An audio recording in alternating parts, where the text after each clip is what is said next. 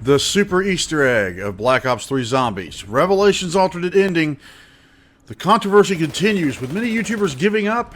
Some hope is still there. I'm going to respond to some of your comments in the part 1 of this video and fill you in on a few things. Some you may surprise you. Believe it or not, 91% of you in a previous poll think Doctor Monty is evil, and I agree. 90% of you still believe there's an alternate ending, and there is hope as we address these issues in today's video on Revelation's Easter egg.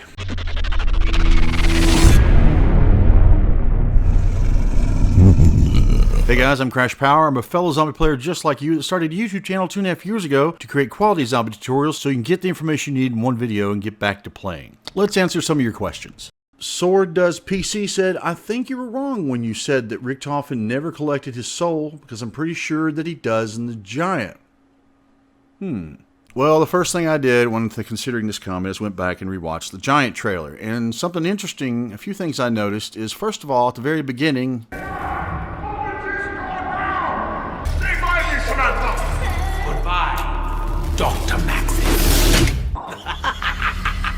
And at first, I'm like, maybe the crew's there to stop him from killing or doing whatever to Maxis. However... Richtofen! Whatever you're thinking of doing, don't do it! You do not want to meet what's on the other side of that door! You cannot begin to comprehend the great evil you could unleash! And of course, we know what happens. Richtofen comes out and shoots him in the head. However, listen to this warning. I think our crew may already know about what is going to happen in Revelations with the Shadow Man and everything. A great evil approaches. There is a chain of events that must be set in motion. Son of a bitch. Does this mean we actually have to go back and find an Easter egg in Giant? Future hangs by a thread. You must awaken the test subject. And the test subjects. That sounds like Zetsubo no Shima, but then again, Blundell said we'd already found everything that pertains to the Easter egg in that map. Now, wait a minute, who are the test subjects? There's an Easter egg in Zetsubo no Shima that actually lets you see your doppelganger. Let me What do they have to do? Awaken a different version of themselves? Help me on that one. But anyway, back to the point. Richtofen could have, and Treyarch could have intentionally hidden the summoning key because we haven't seen it yet until the Shadows of Evil Easter egg was solved. But bottom line is, he was already in the house with Samantha, so we know his soul ends up there, regardless of how it gets there. What do you think? Do you think that's when they collected Richtofen's soul? This may be obvious to some of you, but I really don't know, and he could be right. Riley Schultz says, if you actually notice the corruption engine behind the Shadow Man, it's not red yet, as he zaps Richtofen. Maybe we go to avoid opening Noct, maybe any way possible, during an Easter egg, but... This, once and for all. Destroy him! End it! This leads to some serious unanswered questions. We never see anywhere else in the game, or anywhere else have we seen, not in an intro cutscene, not in an exit cutscene, this ending where Richtofen looks like he's getting killed, or whatever it is in this picture. These two shots imply a different outcome. One, or at least an outcome so far we have not seen. I don't think they've ever done this in one of their pre-launch trailers. It implies some other ending. Maybe not a super Easter egg. Maybe not an alternate ending. Maybe we're fortunate Treyarch's figured out a way to keep the data miners from figuring it out so we actually have fun trying to find it.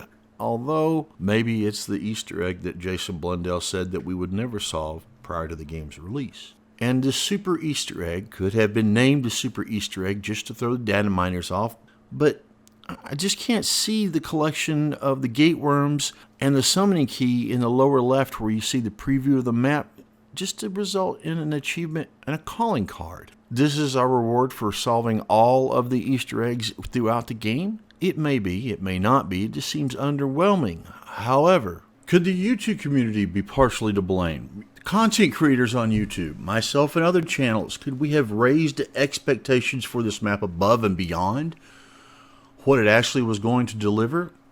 Data miners saw in the code that there was something called a super Easter egg, and we know before that they've put things in there like PhD Flopper to throw us off.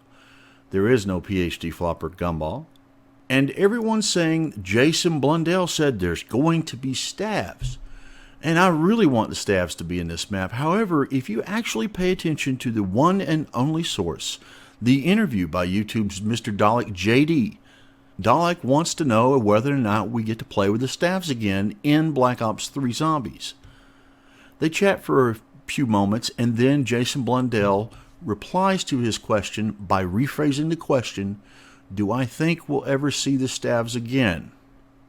I think we'll see the staffs again. Think about it.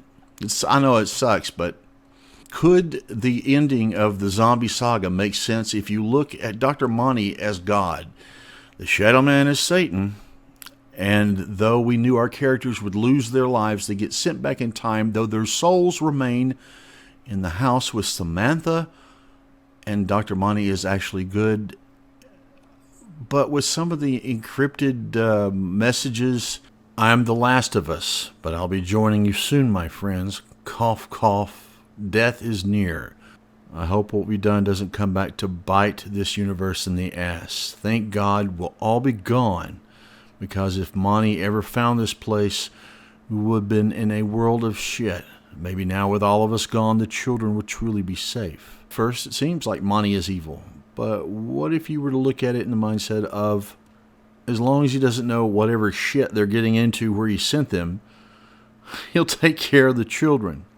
But in Black Ops 1, in Moon, or Black Ops 2 with Origins, has Treyarch ever left us with such an ambiguous ending? I mean, who is Monty? He's an elder. I mean, who is the Shadow Man? Is Richtofen's soul in there?